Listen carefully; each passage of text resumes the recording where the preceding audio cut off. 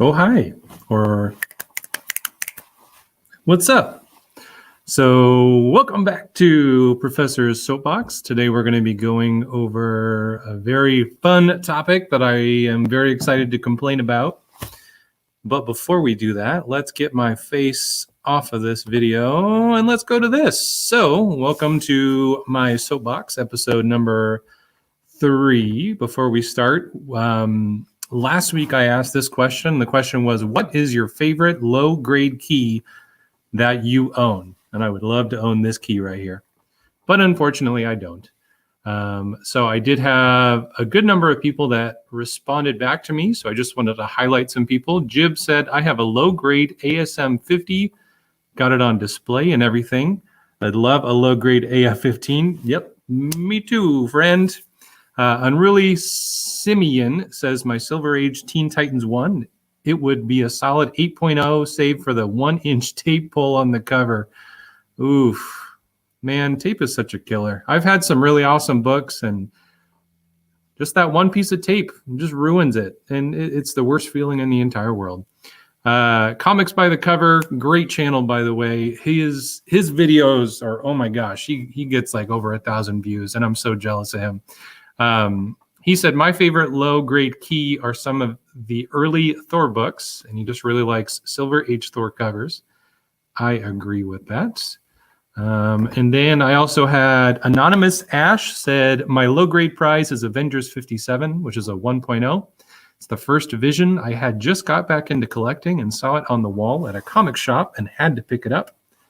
And then Cali Livin 31, shout out to people in Cali, says, my favorite low-grade key or keys are Amazing Spider-Man 238, so awesome Hobgoblin appearance, or Batman 179, which is the second Silver Age appearance of Riddler. Love Riddler.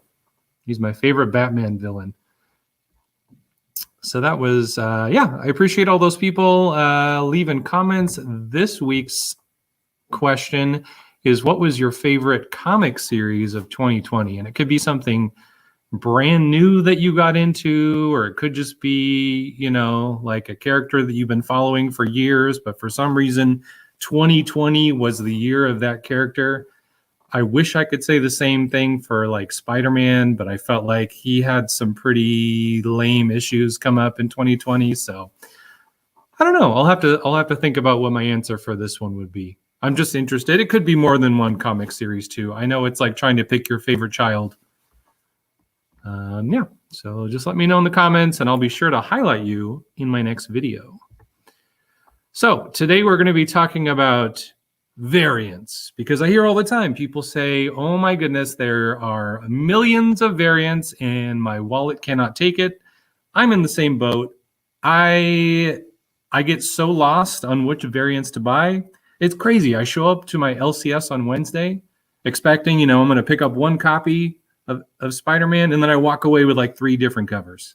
And that's totally my fault. That's my wallet coming out of my pocket and me unconsciously or maybe consciously paying for it. But yeah, we're going to talk about variants, and let's just talk about what a variant is. So the definition of variant is a form or version of something that differs in some respect from other forms of the same thing or from a standard. So most often in comic books, we talk about variant covers. It seems to be the most common type of variant. But let's talk about, actually, before I go on to the next slide, I forgot I put this up there. So this is a good example. This is Venom 25, which there were a ton of different variants. In fact, this is not even all the variants for Venom 25. Same story inside, but, it just depends on what shiny cover you like the best. I really like this Ron Lim one. That's a really funny one. I own a couple of these, but I don't really feel the urge to gather every single one.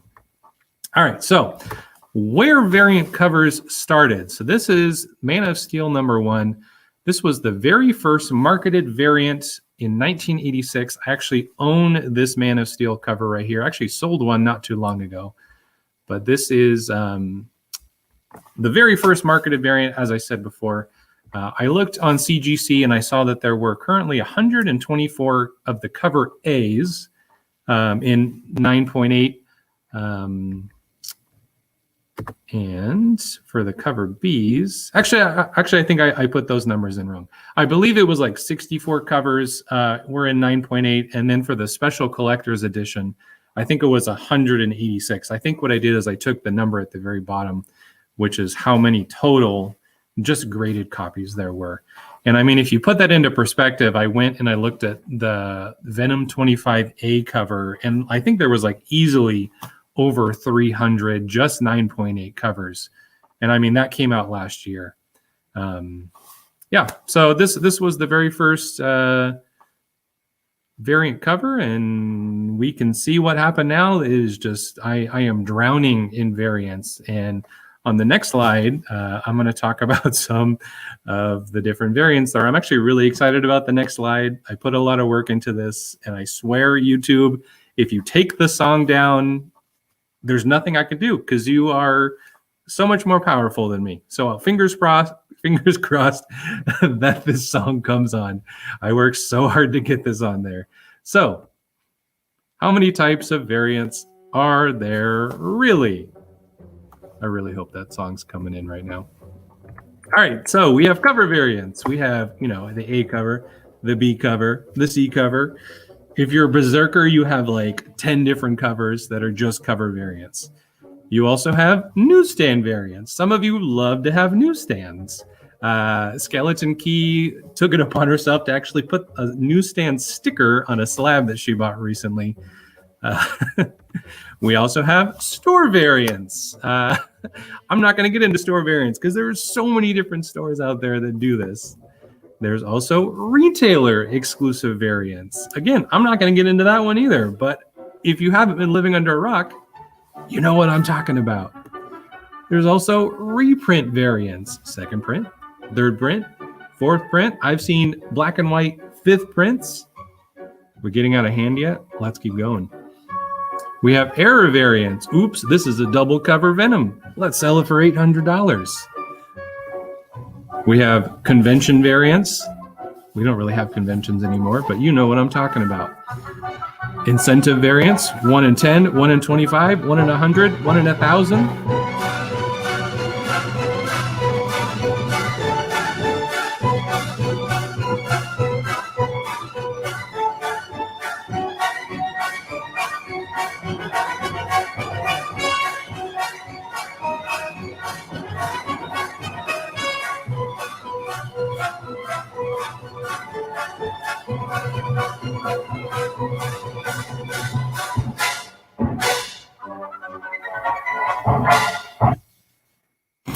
Okay, sorry. I couldn't help it. I started listing out all the different variants, and I just thought it was funny. I thought I would add some music. I actually planned on talking during each of those, but I just sometimes I get lost in the music, so you can't blame me. After collecting all these variants, though, I feel like Thanos collecting all the Infinity Stones for some of these covers. So, for example, if you follow me on IG, you know that I love Aphra. And the first appearance of Aphra comes in a lot of fun colors. It comes in purple, it comes in red, it comes in green, it comes in blue. What happens if I collect all of them? I don't know. We'll find out when I do in 10 years from now when they're worth $10 because she never got a show and I boycotted Disney for ruining her. Oh, okay. So this next one. So a couple weeks ago, Comic Tom was asking people if they had this, and he was specifically calling it a variant. I think he called it a variant. This is from Spawn. If you haven't seen this one, I think this is the Spawn one. This is the inside cover. So people were asking, should this be considered a variant? And my answer to that is hell no. Clean your damn print rollers. This is not. It's the same thing as we've seen before. It's just ink smudge. I have the same questions when it comes to like ASM 361 because I have an ASM 361 and it has these little tears on the bottom and those are manufactured. Does that mean that is a variant? Would that mean that a copy of that doesn't have those little tears on it, which wasn't me, again, that was manufactured. Would that be considered like a different variant? No, I don't think so. So no, in my opinion, this should not be a variant. This is called this is called clean your print rollers and get your stuff under control. All right. So why do people buy variants? I posted this question on Instagram and I got a ton of responses. So I'm just going to kind of condense them into a couple bullet points. The first one is that some variant covers have like crazy monetary value. Like that includes the like 1 in 1,000s, the 1 in 25s, basically those bigger ratios. Those are going to have a lot more money attached to them. I mean, if you're trying to buy into like Ultimate Fallout 4 right now, if you go for the 1 in 25, you're going to be spending a ton of money. Same thing goes for a lot of these like insane ratio variants, like even Berserker, which just came out a couple weeks ago, I think like last week. If you were to buy the 1 in 1,000, you're dropping like $2,000 for that. Which, I mean, you know, like down the road, maybe that thing will have more value, but $2,000 for a book that came out. I mean, it has Keanu Reeves' signature on it, and I know Keanu Reeves is amazing, but oh well. People talked about rarity. They said that they pick up variants because their shop didn't order a whole lot. Maybe that means that it's like a rare cover. Sometimes if you go in and you look at like the final order cutoff, you'll see some covers. I'm thinking of like, let me think if I can. Okay, so Noctera. Noctera came out last week, and Noctera had like a bunch of different covers as well. And when I went to my LCS, I think they only had like 1 or 2 covers. And I know there was more than that. And they were just the regular covers. So, I mean, if you take like that C cover or the D cover, they might be rare. But again, you're just kind of taking a gamble at this point. Someone said that they buy them for the art because they don't read comics, which makes me cry every time I think that people are buying comics and not reading them. A lot of people said they buy them for the covers, and I understand that. You know, that's basically the kind of market we're in right now, is people are buying variants just based on the cover. I mean, the story is the same, and unless it's an error and they accidentally put in like the wrong book inside the cover, which happens, and people spend a lot of money on those. But I would say this was the most common response, was that, you know, just the pretty covers. And I understand. I do the same thing. I go into my LCS and I see all the pretty covers and I need to have them and I need to display them, but then they end up in a long box anyway. So technically I'm not looking at the pretty covers for that long. You never know. Maybe down the road in 10 years, my ASM 55, my white, my red, and my blue covers will be worth something. But you never know. And then a couple people talked about the fear of missing out, or FOMO, because if you don't get the A cover, the B cover, the C cover, the D cover, the E cover, all the way to the Z cover, you might be missing out on something. You never know. Like, you never know. That like cover H might be worth $6 next week because no one else bought it, but you never know. So yeah, fear of missing out, FOMO, was another common excuse. Honestly, I'm sick and tired of seeing so many different variants. And I think back to like Hulk 181. I know a lot of people are like, that's their grail this year, or last year was getting a Hulk 181. And like, could you imagine if that thing had like 10 different variants, what that would do to the value? Or if ASM 300 had different variants other than, you know, like newsstand and direct? Could you imagine how? I don't know. Like, that's a good question. What do you think? If you were to take an old book, say we took like an Amazing Fantasy 15, and it had like 4 different covers to it.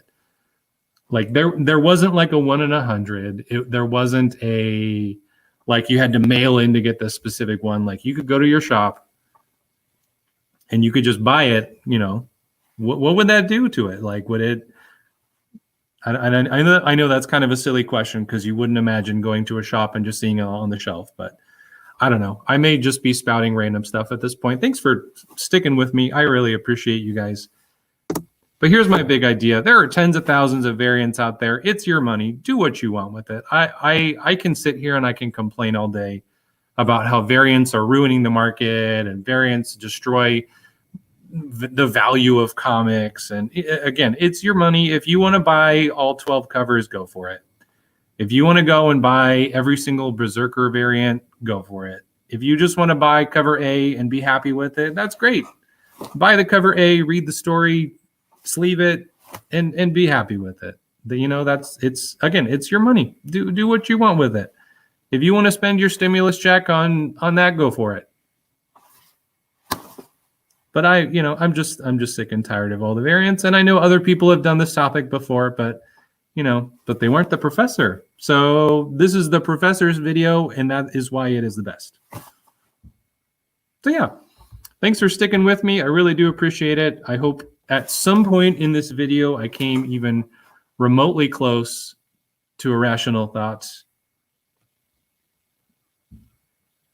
I always like quoting Billy Madison. There's a great scene. I won't go into it. Never mind. I won't go into it. I'll just end the video here. Thank you for sticking around. I really appreciate it, and I hope you have a great day. Bye.